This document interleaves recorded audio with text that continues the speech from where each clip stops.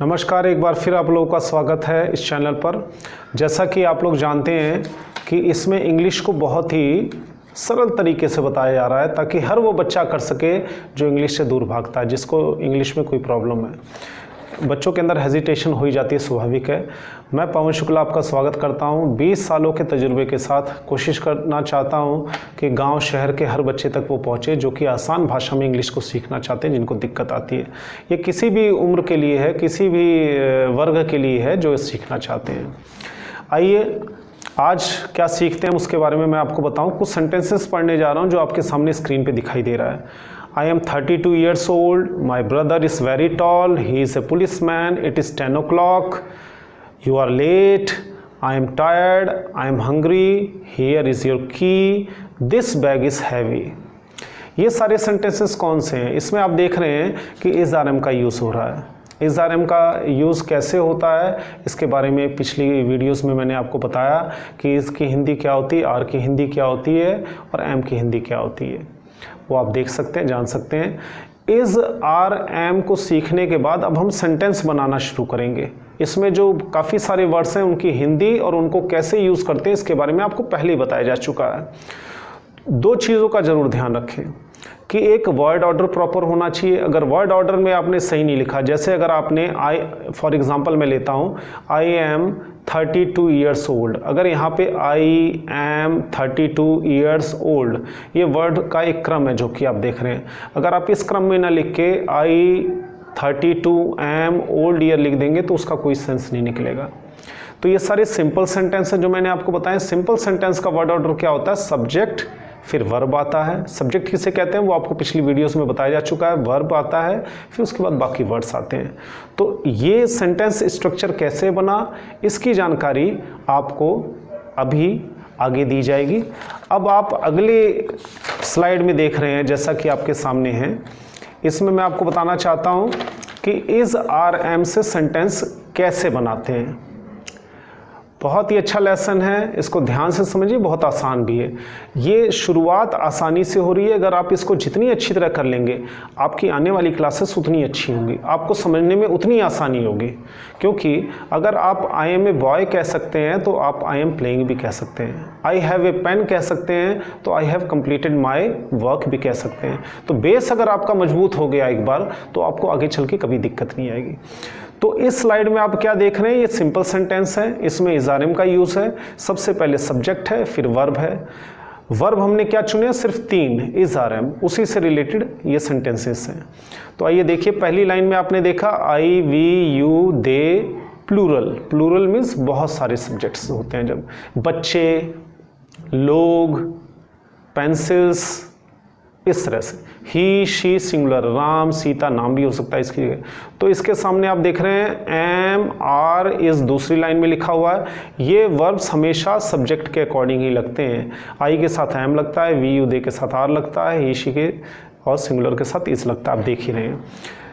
अगला जो थर्ड इसमें लाइन है वो है satisfied, tired, happy, sad, angry, hungry, lucky.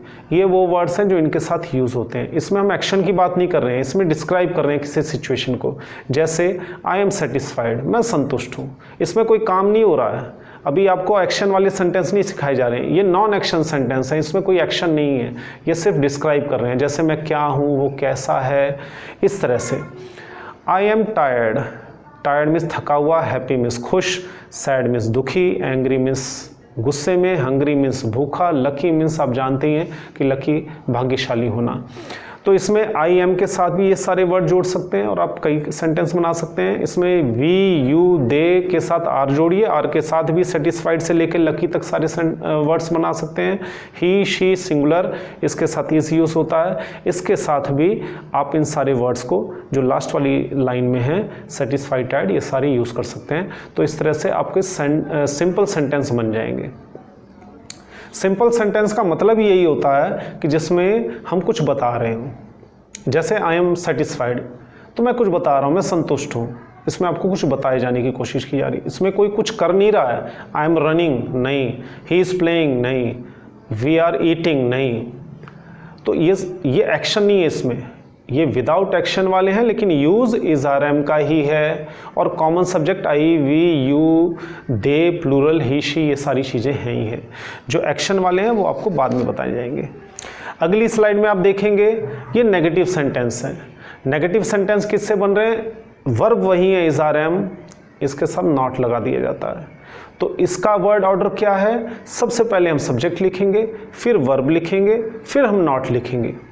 पहली लाइन में आप देखिए सब्जेक्ट की जगह कौन से वर्ड्स आ रहे हैं? I we you they plural, he she singular. Subject में यही कॉमन सब्जेक्ट होते हैं, तो हर बार आपको इसी की हेल्प से बताया जाता है, सिखाया जाता है। दूसरी लाइन है एम, आर, इज वर्ब। तीसरे में नॉट। नॉट अक्सर थर्ड नंबर पे ही आता है। I am not, we are not, you are not, they are not, he is not, she is not. उसके बाद अब क्या नहीं है? नॉट का मतलब नहीं। Tired, confuse, angry, busy, sad, hungry, cheater. I am not tired, मैं थका हुआ नहीं हूँ। वी आर नॉट टायर्ड, हम थके हुए नहीं हैं। यू आर नॉट कन्फ्यूज, आप कन्फ्यूज नहीं हैं। यू आर नॉट एंग्री, आप गुस्से में नहीं हैं। दे आर नॉट एंग्री, वे गुस्से में नहीं है।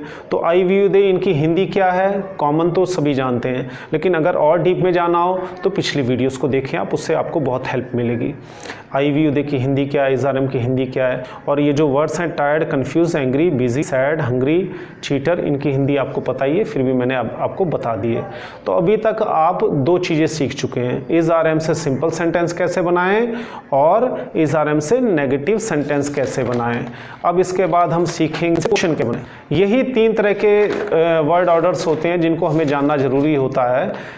किसी भी वर्ब से बेसिक ये तीन सेंटेंस तो बनते ही हैं कि सिंपल जिसमें आप कुछ बताएं, नेगेटिव जिसमें आप कुछ मना करें, इंटरोगेटिव जिसमें आप कुछ सवाल करें। इंटरोगेटिव में वो सवाल आएंगे जिसका जवाब हाँ या नहीं में होगा। अगर वो WH फैमिली से होगा, जैसे क्यों, कब, कहाँ, कैसे, इसको हम बाद में देखेंगे। पहले हम हाँ या ना वाले देखें। इनकी भी शुरुआत इज आर एम से ही होती है। इस स्लाइड में आप देख रहे हैं कि इनसे कैसे क्वेश्चंस बनाए जाते हैं ताकि आपको आसानी हो। क्वेश्चन बनाने का जो वर्ड ऑर्डर होता है वो थोड़ा सा हटके होता है, उसमें वर्ब पहले आ जाता है। जिस वर्ब से आप सेंटेंस बनाना चाहते हैं वो वर्ब पहले आ जाता है। जैसे अभी हम इज आर एम से बनाना सीख रहे हैं तो इज आर एम सबसे पहले आ जाएगा। अब देख रहे हैं आप स्लाइड में कि एम, आर, इज पहले आ रहा है, फिर I we you they he she ये सब बाद में आ रहा है। उसके बाद जो बाकी के वर्ड से वो बाद में भी आ सकते हैं। इनका मतलब क्या होता है? जैसे are you a teacher for example, तो इसमें क्या आप एक टीचर हैं? हिंदी में तो खास बात देखिए, ध्यान दीजिए, हिंदी में हर सवाल क्या से शुरू होता है। क्या आप एक स्टूडेंट हैं? क्या आप इंग्लिश बोल सकते हैं? क्या आप रोज़ स्कूल जाते हैं? क्या आप खेल रहे हैं? क्या आप अपना काम कर चुके हैं? यानी कि कोई सा भी ऐसा सवाल हो जिसका जवाब हाँ या ना में दिया जाता है, वो सारे क्या से शुरू होते हैं। लेकिन इंग्लिश में ऐसा नहीं होता है। इंग्लिश में आप क्या वाले सेंटेंस जब बनाते हैं तो जिस वर्ब को आप सेंटेंस में यूज़ कर रहे हैं उसी वर्ब से आप सेंटेंस को बनाते हैं, वर्ब को पहले रखते हैं। अगर वॉज वर्ड से बनाएंगे तो वॉज वर्ड पहले आ जाएगा। इज आर एम है, हैज़ हैव हैड है, कैन है, डू डज है, डिड है, कुछ भी है तो आप उसे पहले नंबर पे रखेंगे। अब इसमें आप देखिए,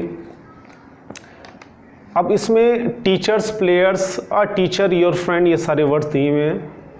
इसमें जो भी आपको सूट करते हैं उसी हिसाब से आप यूज़ कर सकते हैं। ये फॉर एग्जांपल लिखे हुए हैं, जैसे am I teacher, are you teacher, are you busy, क्या आप बिज़ी हैं? आर यू टीचर, क्या आप एक टीचर हैं या हो? इज़ ही अ टीचर, क्या वो एक टीचर है? इस के सेंटेंस क्या से शुरू होते हैं। जैसे एम है तो इसके दो मतलब हुए, क्या भी और हूँ भी।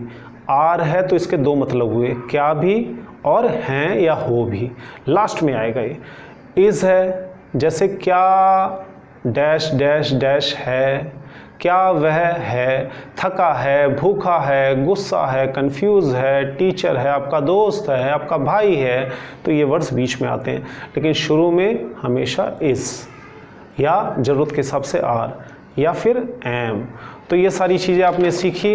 मैं उम्मीद करता हूँ कि आपको आज के लेसन में इज़ आर एम से 3 तरह के सेंटेंस बनाना आ गए होंगे। नंबर 1 सिंपल, जिसमें सबसे पहले सब्जेक्ट फिर इज आर एम फिर उसके बाद बाकी वर्ड। दूसरा नेगेटिव, सबसे पहले सब्जेक्ट फिर इज आर एम उनके अकॉर्डिंग, फिर नॉट, फिर बाकी वर्ड्स। तीसरा था आपने क्वेश्चन बनाना सीखा, इसमें वर्ड ऑर्डर थोड़ा सा अलग हो जाता है, आपको बताया, इसमें इज आर एम पहले आ जाता है। जब भी क्वेश्चन बनेगा जिस वर्ब से भी बनेगा वो पहले आ जाएगा। ये आगे भी आप सीखेंगे, फिलहाल इज आर एम की बात हो रही है तो वही सीखिए। इज आर एम को हम आगे लगाएंगे, बाकी वर्ड्स को हम क्रमशः सबसे पहले वर्ब फिर सब्जेक्ट फिर बाकी words. Are you a teacher, are you busy, is he a teacher, is he your friend, is he your brother, is she your sister, is she a girl, is she a boy. ये सारी चीज़ें मैंने आपको question से बताई। तो मैं उम्मीद करता हूँ कि अब हमारा लेवल धीरे धीरे बढ़ता हुआ जा रहा है। अगर अभी तक आप लोगों ने इस वीडियो को अपने फ्रेंड्स या रिलेटिव्स को नहीं शेयर किया, किसी ऐसे व्यक्ति को जानते हैं जिसको इस नॉलेज की सख्त आवश्यकता है, जिसका बेस बहुत कमज़ोर है, जिसको इंग्लिश में बहुत दिक्कत आती है सेंटेंस को बनाने में, तो अगर वो अपना बेस स्ट्रॉन्ग कर ले तो बहुत अच्छी बात है। उस तक ये वीडियो ज़रूर शेयर करें, उन्हें ज़रूर बताएँ और उन्हें ये बताएँ। और आप भी ध्यान रखें कि जब भी हमारे लेसन की शुरुआत हो एक कॉपी एक पेन अपने साथ ज़रूर रखें ताकि आपको फ़ायदा हो। इसके अलावा भी इसमें कोई और डाउट है आपको, कोई और समस्या है आपको, तो आप नीचे कमेंट में लिख सकते हैं। मैं कोशिश करूंगा कि उसका जवाब मैं दूं या वीडियो में उसका जवाब आपको सॉल्यूशन करके दूं उसका। बहुत बहुत धन्यवाद, थैंक यू। मिलते हैं अगली वीडियो में।